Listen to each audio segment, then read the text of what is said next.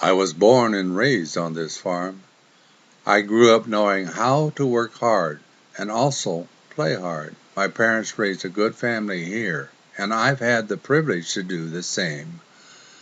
My wife and I raised our children on this farm with the same values we learned from our parents. I'm a grandfather now, and my life has been full.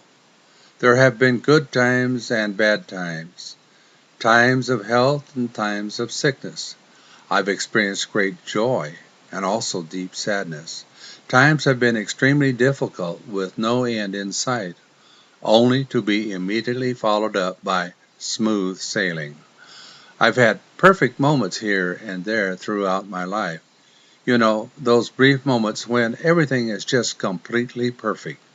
There was the perfect moment when my wife and I kissed after being pronounced husband and wife on our wedding day.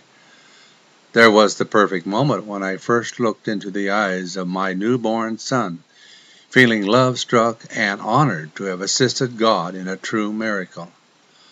I remember asking God, how can I teach him about life so he won't have to experience heartache? I'll never forget. God replied a simple, "You can't." I'm sure he felt the panic in my heart because it was that moment God revealed a great demonstration that has brought me joy and comfort throughout my remaining years. He assured me that the answers have been with me all along, as they are with all of us. He then reached his arms out with his hands cusped together. I could see his hands contained a good amount of soil. From the soil grew a tiny green sprout.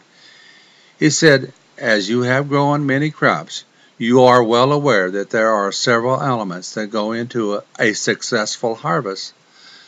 The same holds true for each and every person. Let's start with the seed, where it all begins."